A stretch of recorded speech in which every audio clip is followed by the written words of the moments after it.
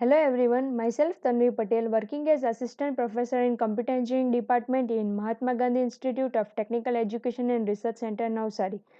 Our subject is Computer Network and subject code is 3150710. So, our first practical is study of different network devices in details. So, this is the outline to study about different networking devices. What are networking devices? Network devices or networking hardware are physical devices that are required for communication and interaction between hardware on a computer network. Types of network devices. Here is a common network device list. First is switch, hub, router, bridge, gateway, modem, repeaters and access point. So first is hub. Hubs connect multiple computer networking devices together. A hub also acts as a repeater in that it amplifies signals that deteriorates after traveling long distance over connecting cables. A hub is the simplest in the family of networking connecting device because it connects LAN components with identical protocol. Means hub connects the LAN components with the identical protocol.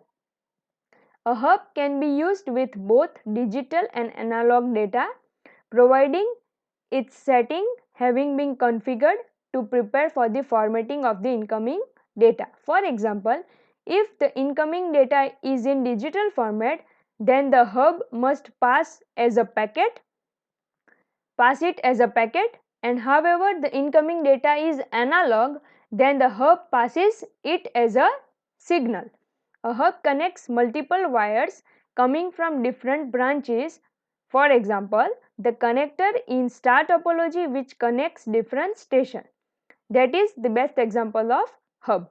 Hubs cannot filter data, so data packets are sent to all connected devices. Means it does not have the capability to filter out the data, so it sends the data packets to all the connected devices in the network. In other words, collision domain of all hosts connected through hub remains 1. Also, they do not have intelligence to find out best path for the data packet, which leads to inefficiency and wastage. Means it have no intelligence to find out the best path to send the packet to the end user. So the disadvantage is it wastes time and it is very inefficient. Here types of hub, that is active hub and passive hub. First is active hub. These are the hubs which have their own power supply and can clean, boost and relay the signal along with the network. It serves both as a repeater as well as wiring center. These are used to extend the maximum distance between nodes. And in passive hub, these are the hubs which collect wiring from nodes and power supply from active hub. Means the passive hub are dependent on the active hub. These hubs relay signals onto the network without cleaning and boosting them and can't be used to extend the distance between nodes. Active hub are used to extend distance between the nodes, but on the other hand passive hubs are not used to extend the distance between the nodes. Now next is switch. Switches generally have a most intelligent role than hubs. A switch is a multi-port device that improves network efficiency.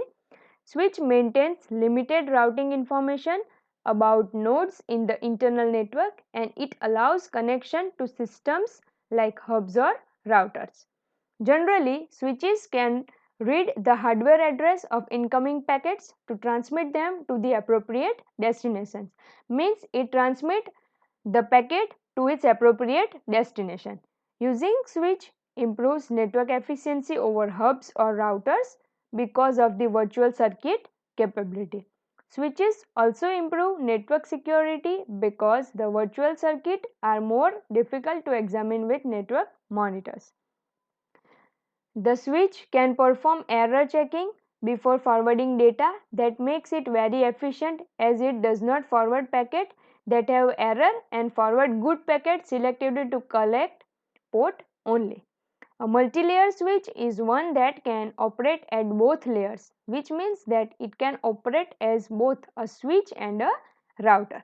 A multi-layer switch is a high-performance device that supports the same routing protocol as routers.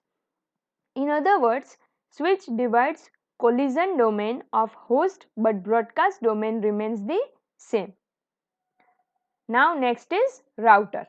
A router is a device like a switch that routes data packet based on their IP address.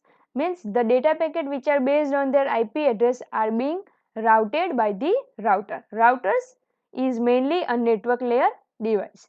Routers normally connect LANs and WANs together and have a dynamically updating routing table based on which they make decisions on routing the data packets.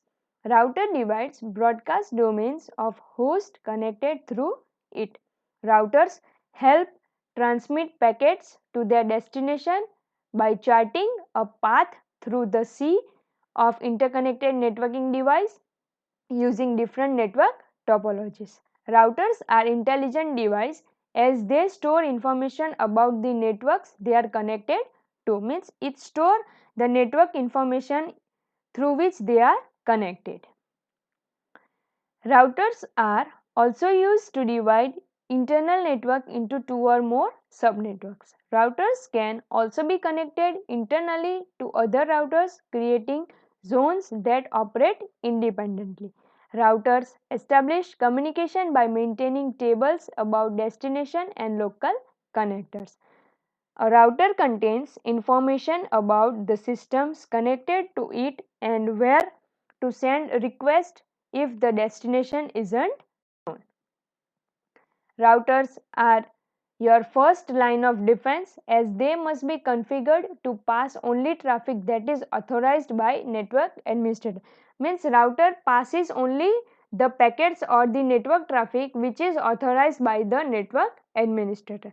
The router themselves can be configured as static or dynamic. If they are static, they can only be configured manually and stay that way until change. Means static, they are configured manually, and if they are dynamic, they learn of other routers around them and use information about those routers to build their routing tables.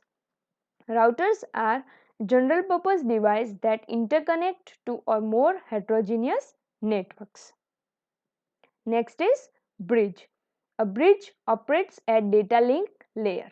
A bridge is a repeater with add on the functionality of filtering content by reading the MAC address of source and destination. It is also used for interconnecting two LANs working on the same protocol. It has a single input and single output port, thus making it a two-port device, that is a bridge. Types of bridge. First is transparent bridges. These are the bridge in which the stations are completely unaware of the bridge existence. That is, whether or not a bridge is added or deleted from the network, reconfiguration of the station is unnecessary. These bridges make use of two processes, that is bridge forwarding and bridge learning. Next is source routing bridge. In these bridges, routing operation is performed by source station and the frame specifies which route to follow. The hot can discover frame by sending a special frame called discovery frame which spreads through the entire network until all possible paths to destination. Bridges work only at a physical and data link layer of the OSI model. Bridges are used to divide large network into smaller sections by sitting between two physical network segments and managing the flow of data between them. However, bridges filter incoming data packets known as frames from addressing before they are forwarded. Switches are sometimes referred to as multi-port bridges. Now next is gateway. A gateway, as the name suggests, is a passing to connect two networks together that may work upon different networking models. They basically work as the messenger agent that take data from one system, interpret it and transfer it to the another system. Gateway are also called protocol converters and can operate at any network layer. Gateways are generally more complex than switch or router. Gateway normally work at the transport and session layer of the OSI model. Gateways perform all of the function of routers and more. In fact, a router will added translation functionality in a gateway. The function that does the translation between different network technologies is called as a protocol converter. The another name of gateway is protocol converter. Now next is modem. Modems, that is modulator, demodulator, are used to transmit digital signal over analog telephone lines. Thus digital signals are converted by the modem into analog signals of different frequencies and transmitted to a modem at the receiving location. The receiving modem performs the reverse transformation and provides a digital output to a device connected to a modem, usually a computer. The digital data is usually transferred to or from the modem over a serial line through an industry standard interface, that is RS-232.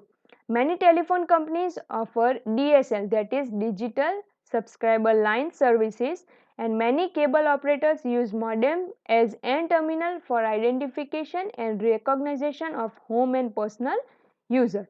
Modems work on both the physical and data link layer. Next is repeater.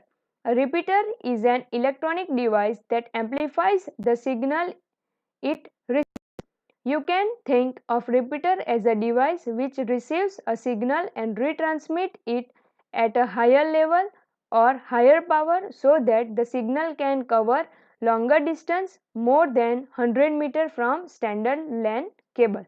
Repeaters work on the physical layer. Next is access point. While an access point can technically involve either a wired or wireless connection, it commonly means a wireless device.